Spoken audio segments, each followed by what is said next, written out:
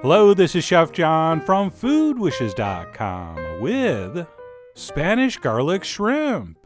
That's right, this amazing dish ranks at or near the top of many of my favorite recipe lists, like favorite Spanish recipes, and favorite garlic recipes, and favorite fast recipes, and of course favorite shrimp recipes.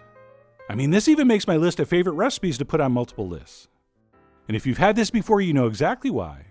And if you haven't, you really need to keep watching. So with that, let's go ahead and get started. And the first thing we're going to need is 1 pound of frozen shrimp. Oh yeah, as you probably heard me say in the past, frozen shrimp is almost always a better choice than fresh shrimp, which is not really fresh shrimp, but simply frozen shrimp that's been thawed and put in the case. And I'm going to explain that in more detail in the blog post, along with my preferred methods for thawing. But anyway, we'll go ahead and thaw and carefully drain 1 pound of shrimp. And then once that's been accomplished, what we need to do is peel these, which is going to be pretty easy if you're buying this style that comes split. And not just split, these have been split and deveined. So all we need to do is peel off the rest of the shell, being careful not to tear off that last little piece of tail meat. And I know it's just a tiny little extra bit of meat, but this looks much better once it's cooked if you don't rip that end off. And I should mention, if you are buying shrimp that are not split and deveined like these, I'll provide a link in the post to show you how to do this from scratch. And of course, we shouldn't be putting these clean ones back in the strainer, but rather we should add these to a mixing bowl. And then what we'll do once our shrimp have been prepped is simply transfer those into the fridge while we pull together the rest of the ingredients, which is not going to take long because there's only a couple of them, with the most important of those being some freshly sliced garlic. So we're not chopping, we're not mincing. We're going to take a small sharp knife and just slice across like this. And please do not be a hero. When this gets too small to slice safely, just simply tip it over on its side and continue slicing like that. And some people freak out if these have started to germinate and there's a little spot of green in the center, which is kind of happening here. And if you want to remove that part, go ahead. But it doesn't really bother me unless it's dark green and really sprouting. But anyway, we'll go ahead and slice up 3 or 4 cloves of garlic.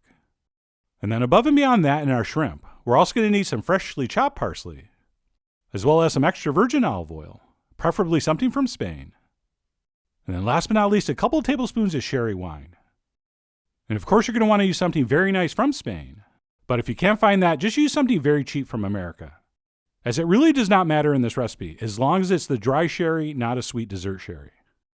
And then what we're going to want to do before we head to the stove is season this shrimp up with some kosher salt, as well as, and this is totally optional, I'm going to toss in a spoon of hot smoked Spanish paprika, or as I refer to it, the bacon of spices. And once that's in, we'll go ahead and give this a mix to coat. And by the way, I don't think this is in the original recipe, so like I said, it is optional, and you'll have to decide whether to use it or not. I mean, you are, after all, the Neo of your Gambas al Ajillo, but I do recommend it, so I'm definitely going to add it to this matrix. And for me, not only does that add some nice heat, but that little bit of subtle smokiness really, I think, works beautifully with the sauce. And then once that's set, we can head to the stove, where we have a pan set over medium heat. And we'll go ahead and toss in our sliced garlic along with our Spanish olive oil. And sure, that might look like too much oil, but it's not. It's barely enough. All right, I'm not sure if you got the memo yet, but it's okay to eat fats. Turns out it's the carbs that are bad. Oh, which reminds me, you want to make sure you toast some bread before this recipe's done. But anyway, what we're going to do is cook this garlic in this oil over medium heat until it just barely starts to turn golden.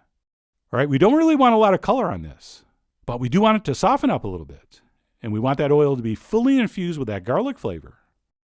And generally what I'm looking for is that those thinner slices just start to take on a little bit of color. And also, as you may notice, some of the garlic will actually stick to your tongs.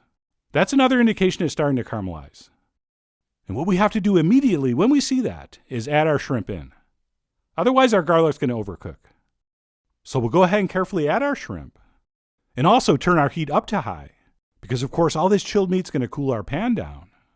And what we'll do over high heat for about 2 minutes is keep these moving continually with our tongs until they curl up but are still undercooked, which, like I said, is literally only going to take 2 minutes. And then what we'll do once your shrimp are looking a little something like this is go ahead and dump in our sherry, which really shouldn't flame up, but be careful anyway. And then what we'll do once our wine is in is simply cook this for another minute, stirring pretty much continually until our sauce comes up to a boil and our shrimp are cooked through. And if everything goes according to plan, it should look a little something like this. And believe it or not, that's it. Once our sauce is boiling and our shrimp is cooked through, we will turn off the heat, toss in some freshly chopped parsley, stir this all together with a spoon, and other than checking for seasoning, we're pretty much ready to serve this up, and possibly a Spanish cazuela that we've lined with some toasted bread. And we'll go ahead and pile those shrimp up, and of course spoon over plenty of that truly amazing sauce. And once I had served that up, I decided to finish off with a little bit of cayenne, as well as a little extra parsley over the top. Except, you know what? I kind of overdid it. And it sort of made the surface of the shrimp look kind of dry. So I decided to fix that by spooning over a little more sauce. And as you're plating this up, you're going to be thinking there is no way this can taste as amazing as it smells. And then it does. I mean, first of all, just these beautiful sweet shrimp, cloaked in that intensely garlicky olive oil, just that is worth the price of admission. But then when you add in the way the heat and a little bit of smoke from the paprika plays off that subtle sweetness from the sherry, it is just nothing short of fantastic. I'm not sure how they say OMG in Spanish, but if I knew, I would have said it here. And if you think the shrimp's good, just wait until you taste that sauce-soaked bread, because that bite right there is otherworldly, just mind-blowingly delicious.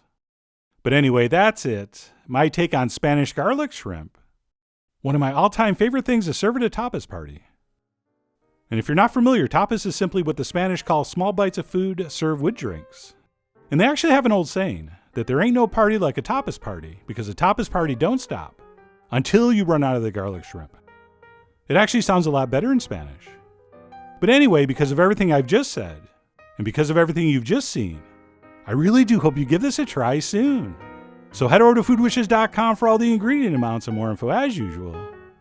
And as always, enjoy.